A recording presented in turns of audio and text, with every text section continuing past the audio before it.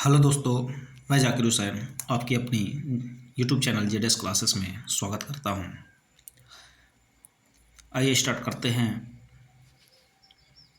MCQ science में physics का questions, जो बहुत ही महत्वपूर्ण क्वेश्चन हैं जो एग्जाम्स में आए हुए हैं।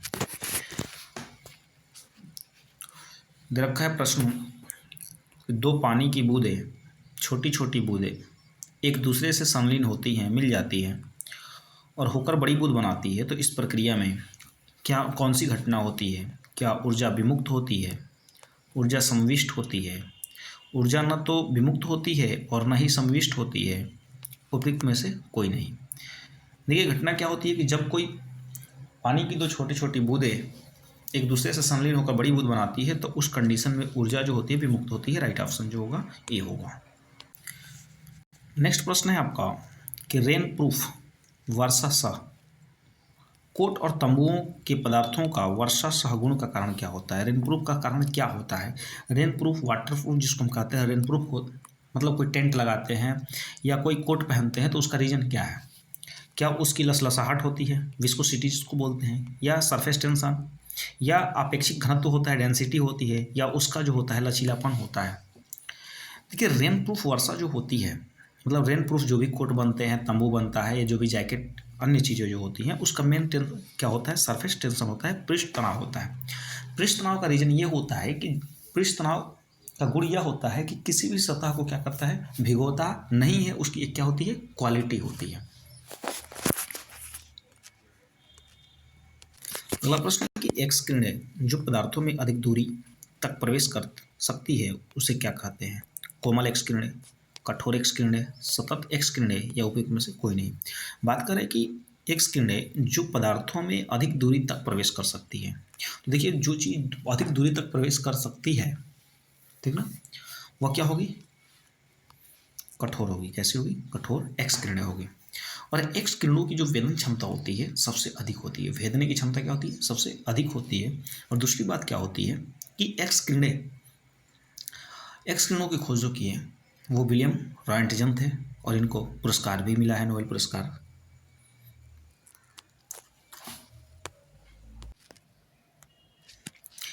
नेक्स्ट प्रश्न है कि जब टीवी को स्विच ऑन करते हैं तो क्या होता है? श्रव्य और दृश्य दोनों एक साथ शुरू होते हैं, या श्रव्य तुरंत सुनाई देता है लेकिन दृश्य बाद में दिखाई देता है क्योंकि दृश्य को कुछ आभास समय चाहिए, या दृश्य तुरंत प्रारंभ हो जाता है लेकिन श्रव्य बाद में सुनाई देता है क्योंकि ध्वनि प्रकाश की अपेक्षा कम वेग से चलती है, या टीवी के ब्रांड पर निर्भर करता है। तो कह रहे हैं कि जब टीवी का स्विच ऑन करते हैं तो क्या हमें उसकी ध्वनि और प्रकाश दोनों एक साथ सुनाई देता है?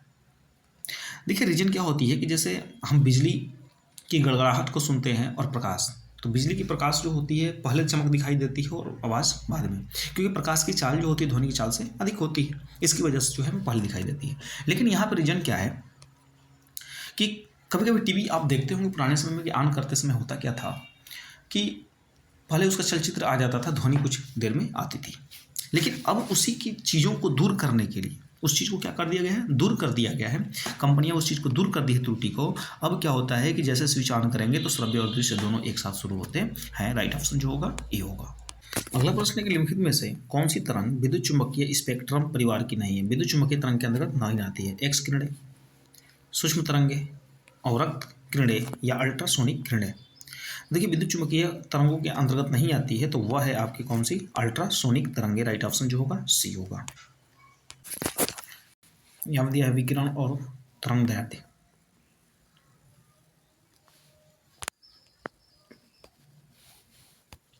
कभी कभी जो है पूछ लिया जाता है, ये विकिरण है मतलब तरंगे, और इसका तरंग पैटर्न, जैसे गामा किरणें, गामा किरणों का तरंग दैर्ध्य जो होता है 10⁻14 से लेकर 10⁻10 मीटर तक होता है। एक्स किरणों जो होती है उसका 10⁻11 से लेकर 10⁻8 मीटर। पराबैंगनी किरणें विकिरण 10⁻8 से 4×10⁻7 मीटर तक होता है। दृश्य विकिरण का देख सकते हैं 3.9 × 10⁻7 से लेकर के 7.8 × 10⁻7 मीटर तक होता है। यहाँ पे औरक विकिरण की बात कर लेंगे 7.8 10⁻7 से लेकर के 10⁻3 मीटर तक होता है। अगला प्रश्न कि रात्रि दृष्टिकोण के कैमरे में किसका प्रयोग नहीं करते हैं? प्रवर्धित प्रकाश का, इंफ्रारेड ग्राही का, वस्तुओं का ऊष्मा विकिरण का, या वस्तुओं से एक्स विकिरण किरण विकिरण का। तो रात्रि दृष्टिकोण के कैमरे से किसका प्रयोग नहीं कर सकते हैं, तो नहीं करते हैं, तो वह होता है वस्तुओं में एक्स विकिरण का। राइट ऑप्शन जो होगा सी होगा। नेक्स्ट प्रश्न है कि प्राध्वनिक विमान, हाइपरसोनिक विमान किसको कहते हैं? तो ध्वनि की चाल से उड़ते हैं, या ध्वनि की चाल से कम चाल से उड़ते हैं, या ध्वनि की चाल से अधिक चाल से उड़ते हैं, या प्रकाश की चाल से। तो हाइपरसोनिक विमान हम उसको कहते हैं एयरक्राफ्ट जो ध्वनि की चाल से अधिक चाल से उड़ते हैं, मतलब ध्वनि की चाल से 5 गुने चाल, ध्वनि की चाल की तुलना में 5 गुने चाल से जो उड़ते हैं उसको हम बोलते हैं हाइपरसोनिक विमान कहते हैं। अगला है कि एक सितार में किस प्रकार की ध्वनि तरंगें उत्पन्न होती हैं? प्रगामी एवं अनुदैर्ध्य, प्रगामी एवं अनुप्रस्थ तरंगें, अप्रगामी अनुदैर्ध्य तरंग, अप्रगामी अनुप्रस्थ। तो जो ध्वनि होती है वह तरंगे एक सितार में उत्पन्न जो होती है वो होती है अप्रगामी एवं अनुप्रस्थ तरंगें। ध्वनि तरंगें जो होती है 2 प्रकार की होती है, ठीक ना। एक अनुप्रस्थ होती है, एक अनुदैर्ध्य होती है। एक जो होती है बिल्कुल सीधा चलती है, और एक जो होती है जिगजैग करते हुए आपका चलती है, ठीक है। ये उतार चढ़ाव के साथ चलती है।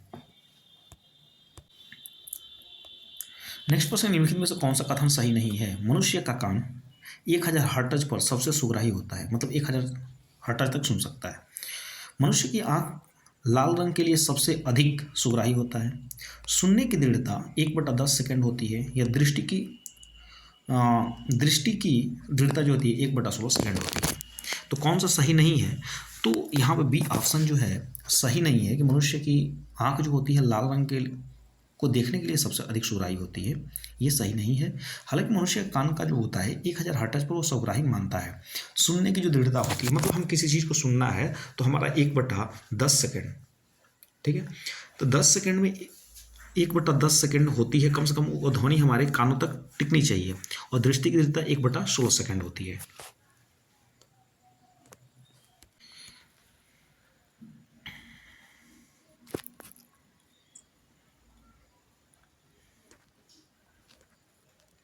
अगला प्रश्न है आपका कि रडार प्रणाली जो होती है किस जानवर के अंतर्गत देखने को मिलती है? चूहे में, बिल्ली में, चमगादड़, या शशांक मतलब खरगोश में। तो रडार प्रणाली जो होती है मिलती है वो किसमें? चमगादड़ में देखने को मिलती है। राइट ऑप्शन जो होगा वह बी होगा। नेक्स्ट क्वेश्चन है आपका कि ध्वनि का वेग सबसे अधिक किस में होता है? निर्वात में, जल में, वायु में, या इस्पात में। तो देखिए ध्वनि का वेग सबसे अधिकतम जो होगा इस्पात में होता है, क्योंकि जो ध्वनि का क्रम होता है सबसे अधिक ठोस में, ठीक है। उसके बाद जो होती है ठोस के बाद आपका आएगा किसमें? द्रव मतलब जल में, और जल के बाद जो आएगी वो किस में आती है? गैस में आती है।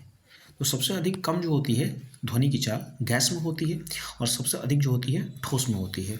अब रीजन क्या है? देखिए यहाँ पे ठोस में जो है कि इस्पात क्या है? ठोस है, तो ठोस में इसकी क्या होगी? चाल अधिकतम होगी। देखिए ध्वनि जो है एक अनुदैर्ध्य तरंग है, और अनुदैर्ध्य तरंगों को चलने के लिए क्या किसकी आवश्यकता होती है? माध्यम की आवश्यकता होती है।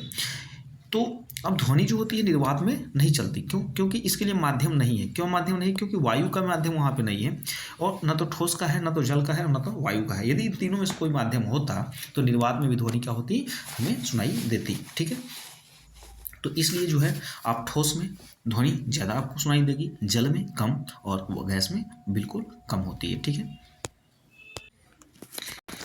नेक्स्ट क्वेश्चन, निम्नलिखित में से कौन सा सामान्य परिस्थिति में वृक्ष के पत्तों की सरसराहट का डेसिबल स्तर प्रदर्शित करता है? मतलब कह रहा है कि वृक्ष के पत्ते जब सरसरा रहे हैं, आपस में हिल रहे हैं, तो उनकी ध्वनि के क्या हो सकती है? कितने डेसिबल तक हो सकती है? 10, 60, 20, 100। देखिए कितना हो सकती है? 20 डेसिबल होती है। और सामान्यता जो होती है बातचीत की वो होती है 60 डेसिबल। अब देखिए हम ध्वनि क्या है? तो सामान्य आवाज़ को ही हम क्या कहते हैं? ध्वनि कहते हैं। सामान्य आवाज़ को ही क्या कहा जाता है? ध्वनि कहा जाता है, साउंड कहा जाता है। और जब यही ध्वनि तीव्र हो जाती है, तेज होती है, उसको क्या कहते हैं? शोर कहते हैं। क्या कहते हैं? शोर कहते हैं। तो ध्वनि किस में मापते हैं? डेसिबल में मापते हैं। यहाँ पे हम देख सकते हैं कि सामान्य फुसफुसाहट, जिसे धीरे धीरे फुसफुस बात करता है, ठीक। यदि कोई साइलेंटली मान के चलिए, यदि कोई अपने प्रेम का बात कर रहे हैं रात को सो करके, या कोई पास में है, तो इतनी सनसनाहट से बात कर लेते हैं, इतनी सफाई से बात कर लेते हैं, पकड़ में भी नहीं आता क्या कह रहा है। लेकिन उसकी प्रेमी और प्रेमिका की इतनी जो होती है कान अल्फ्रारेड इतनी तेज होती है कि बेचारे समझ जाते हैं, तो उसकी डेसिबल जो होगी 30 डेसिबल। कमरे शांत कार्यालय की ध्वनि 40 डेसिबल होती है। जबकि सामान्य बातचीत के समय ध्वनि हम करते हैं जो जनरली हंस बोल करके, वह 60 डेसिबल होती है। जेट इंजन जो आवाज़ करता है उसकी जो ध्वनि होती है 120 डेसिबल होती है, और रॉकेट इंजन जो होता है 180 डेसिबल होती है। ठीक है, तो सामान्य फुसफुसाहट जो होती है 30 डेसिबल, और कमरे शांत जो होती है 40 डेसिबल। तो देखिए, जो सामान्य बातचीत करते हैं, जब मम्मी पापा का फ़ोन आता है, ठीक ना, सिस्टर का फ़ोन आता है, कोई मित्र जो है, यह जो होता है मतलब बात जो करता है वो 60 डेसिबल पे करता है। लेकिन जैसे ही ये जो आते हैं, जो लवर वाले फ़ोन आते हैं, ये बेचारे करने लगते हैं क्या, यदि कोई पास पड़ोस में रहता है तो 30 डेसिबल पे आ जाते हैं। अगला प्रश्न कि दूरसंचार के लिए प्रयुक्त तरंगे हैं। दूरसंचार के लिए कौन सा तरंग प्रयोग किया जाता है? दृश्य प्रकाश, इंफ्रारेड, अल्ट्रावायलेट या माइक्रोवेव। देखिए, माइक्रोवेव तरंग का प्रयोग जो होता है दूरसंचार में किया जाता है। दूरसंचार में माइक्रोवेव तरंगों का प्रयोग किया जाता है। माइक्रोवेव तरंगों का प्रयोग जो होता है माइक्रोवेव ओवन में, तंदूर जो होती है उसमें प्रयोग किया जाता है। टेलीविजन में किया जाता है आपका जो है, टेलीविजन में प्रयोग करते हैं किसका, माइक्रोवेव कहा करते हैं। ठीक है, तो राइट ऑप्शन जो होगा इसका डी होगा।